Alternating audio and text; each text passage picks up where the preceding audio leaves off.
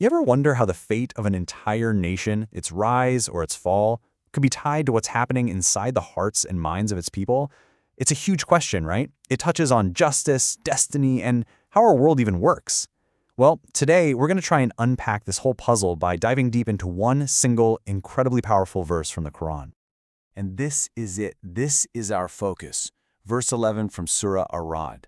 And look, the language is so direct, it's almost like a law of physics. It's stating a clear cause and effect. The condition of a people, whether they're thriving or they're struggling, is directly linked to what's going on inside of them. We're talking about their beliefs, their gratitude, their actions, their whole inner spiritual state.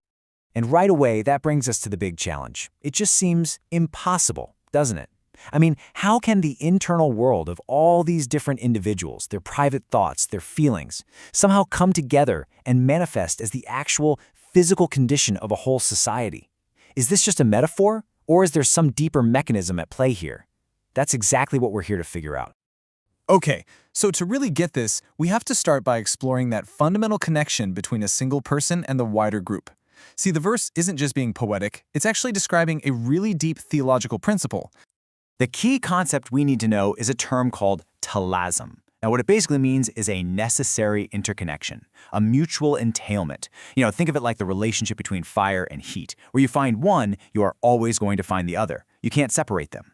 This verse is basically saying that the very same kind of unbreakable link exists between our inner lives and the reality our society experiences. So here's that principle of talazum in action. It's a direct correlation. When the inner state of individuals is generally defined by things like righteousness and gratitude, the necessary outcome for that society is blessing and prosperity. But on the flip side, when that collective inner state turns to corruption and ingratitude, the inevitable result is hardship and calamity. You just can't have one without the other.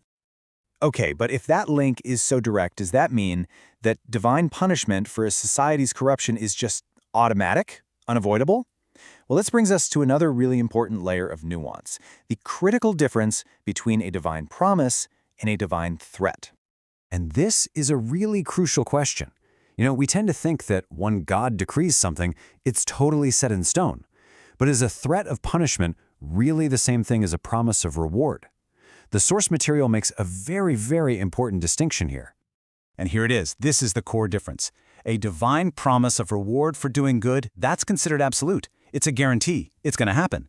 But a divine threat of punishment is not. It's conditional. It could happen, for sure, but it isn't an irreversible certainty because, you see, other factors can step in and change the outcome.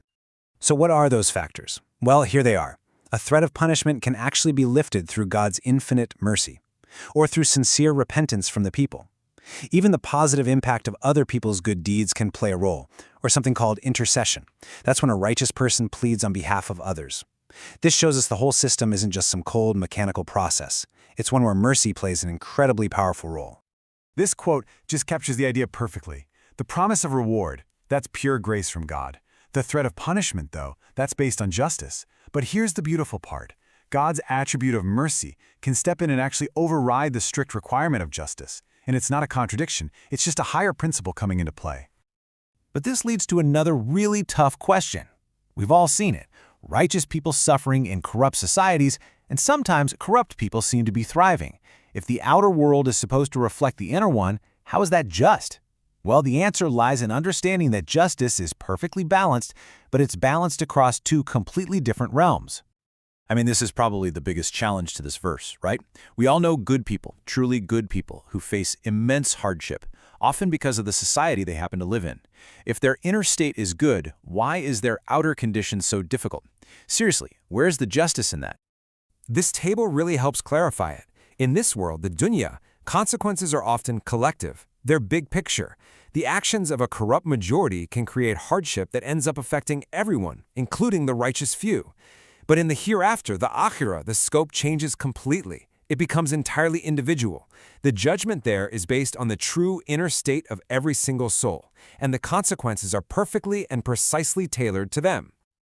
So, and this is the crucial point, any imbalance we see in this world is only temporary. The ultimate scales of justice are balanced in the hereafter. For that righteous person who suffered, all of that suffering will be weighed and transformed into an immense reward. And for the wrongdoer who seemed to prosper, their account will be settled with absolute precision. No good deed is ever lost, and no injustice is ever forgotten. So let's bring all of these threads together now. We've looked at the link between the individual and society. We talked about the nature of divine promises and threats, and we've seen how justice is perfected across two worlds. Now we can finally see the whole picture. This is the core idea, but now we get it with all the nuance. The verse is describing a very real principle, but it's one that plays out on a collective level here in this world, with mercy always being a possible intervention, and it finds its ultimate individual perfect justice in the next life. And so, we come right back to where we started. This verse isn't just a statement about fate, it's a call to action. It places the power and the responsibility for change squarely in our own hands. The path to a better world, a better society, it begins with the transformation of our internal world. So the verse explains the how, but it kind of leaves us with the what. It forces us to look inward and ask a really personal question. If changing society really does start with me, where do I begin? What is the very first change I need to make within myself? And that's a question for all of us to reflect on.